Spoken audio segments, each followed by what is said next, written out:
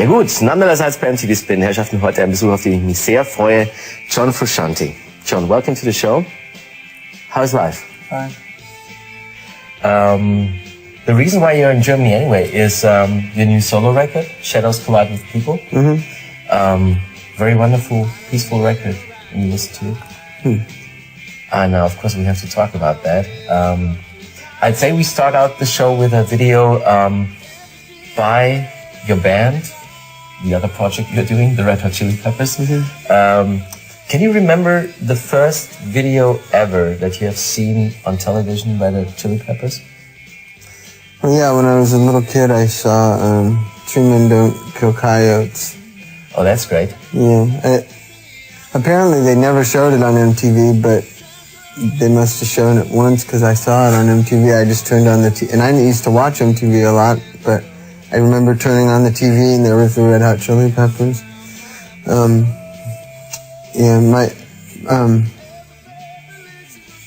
I had a guitar teacher who auditioned for them on guitar, and for some reason I thought he auditioned for them on bass, and when I saw Flea playing bass, I automatically saw that this was not somebody who could be replaced, and that was my first thought, was that doesn't make sense, that guy can't be replaced. and then I realized he auditioned for guitar and that.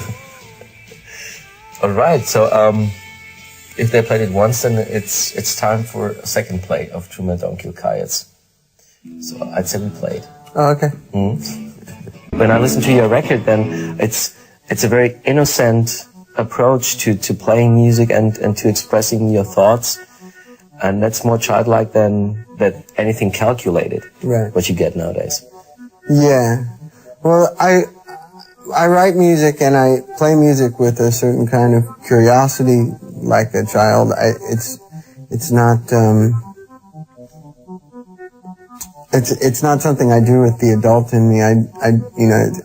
It's something I realized a long time ago that I have to play guitar with the same part of me that played with my blocks when I was a little kid, or that played with little dolls when I was a little kid. That's the part of me that should be playing guitar, not the part of me that desperately wanted to grow up and then was happy to become an adult or anything like that. That's the part of you that sucks, you know? What would you say, how did your guitar play in general change or improve over the last couple of years? Is there a different approach when it comes to playing in general or playing melodies especially?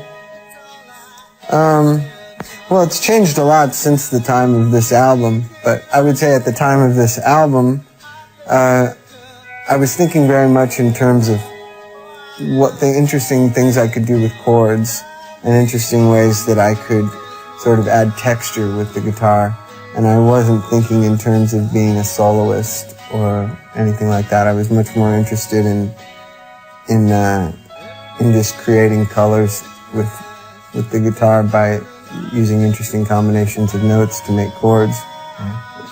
So that, and when I did do lead type things, I was more interested in just playing a melody rather than playing some kind of riffs or something fast or something like that. I was more interested in just playing a simple melody, and that's the way my playing is on that record.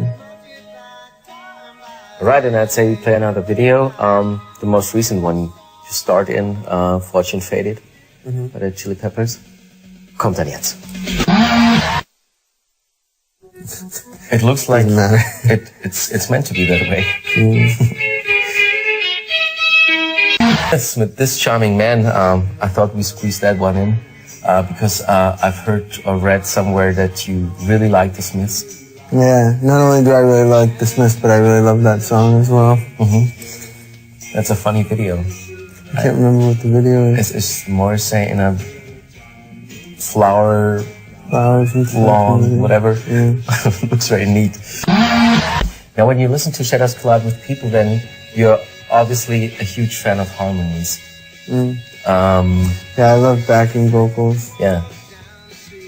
Does that come from, like what you just mentioned, like 60s, 70s, maybe surf, soul and pop stuff? There's harmonies in most kinds of music.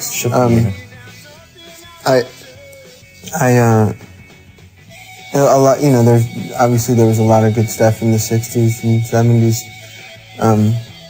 But I've always got my ears open to hear harmonies in, when I hear what people started doing with backing vocals when soul came around and when funk came around and things like that.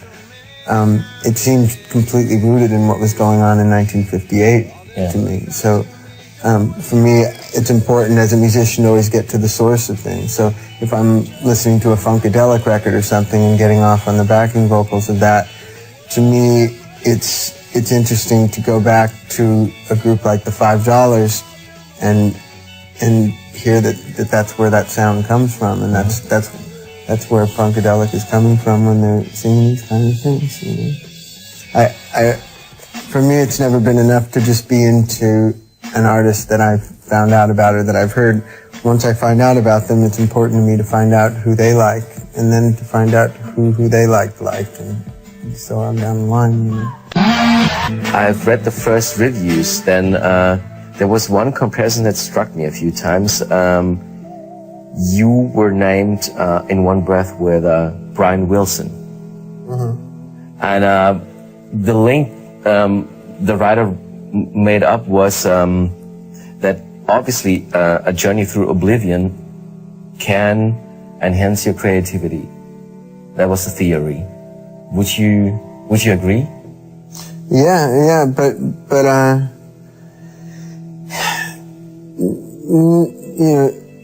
if it's during the oblivion, then there can't help but be a downfall, which is, I think, in the case of Brian Wilson, he was, his period of creativity was during the oblivion part, right. so he couldn't help but go downhill.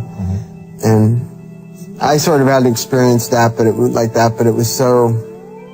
wasn't seen by the public, because when the music on my first record was recorded, I was really going downhill. And when I listen to the record,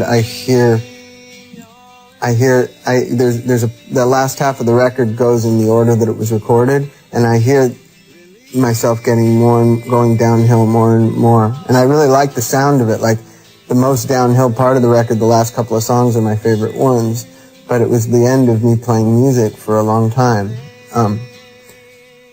And for about 5 years, there really wasn't much music inside of me or coming out of me.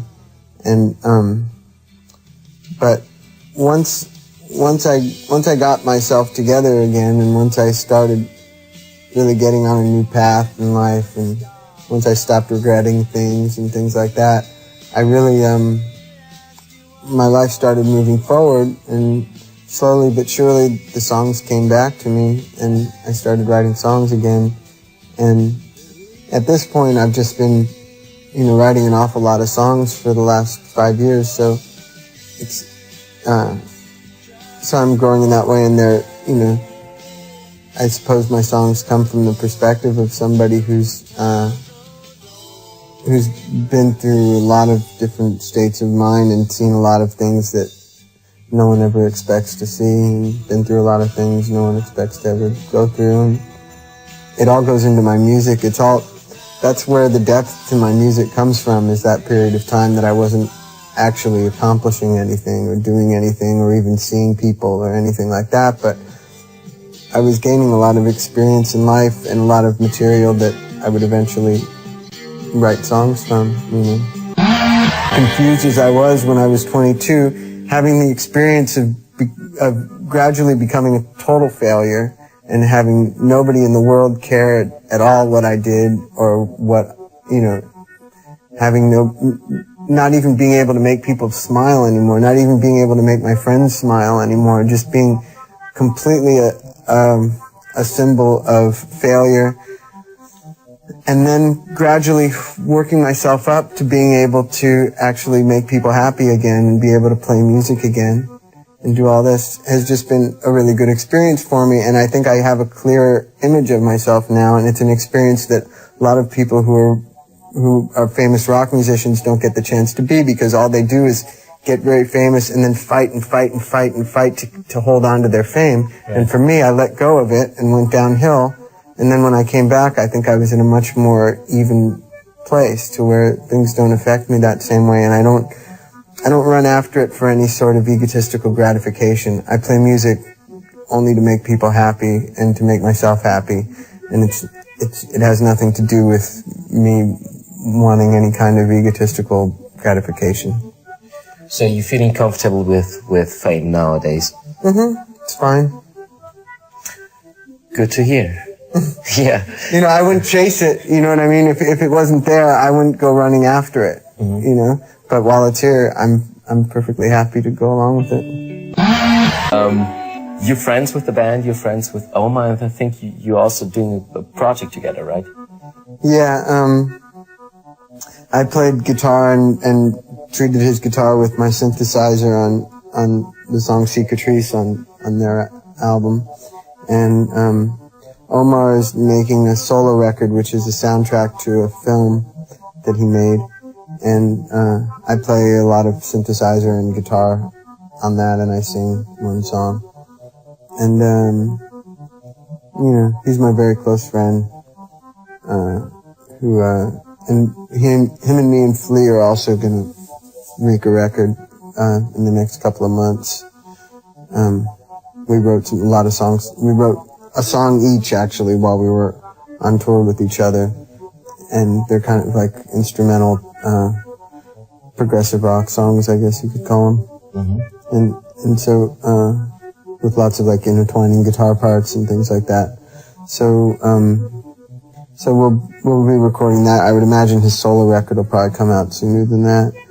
And his solo record actually has some of my favorite stuff that I've ever done on it. It's really a good record. In general, would you say they're a great band? You know, for me who started playing music because of punk, but who quickly became very attracted to progressive rock like King Crimson and Genesis and things like that. It's really exciting to have a band like Mars Volta who's fusing those things, because you know, it's just, to me, they always seem like they were from the same spirit, punk and progressive rock, but punk has all this credibility and progressive rock is kind of you know, put down all the time and even laughed at and stuff like that. And I just, you know, to me it's such brilliant music. I'm glad to see Mars Volta really like giving it a good name, you know. Especially seeing them live is spectacular. Like, if it wasn't for the Red Hot Chili Peppers, would you say that you were a solo artist and just doing regular records, or do you need the Chili Peppers to be in a position where you can like compose music in between? It's hard for me to say. I mean, I know if the Chili Peppers stopped, I'd still continue making records. But the fact that I write music at all, the fact that I play music at all, has everything to do with the fact that 5 years ago, Flea and Anthony had faith in me when nobody else had faith in me. You know, they believed in me, and my guitar playing made them smile when I couldn't make anybody smile. You know, they really believed in me, and it gave me the strength and the courage and the focus to really do my best to get back into making myself the best guitar player and songwriter that I could be. Right. What is your favorite Red Hot Chili Peppers video?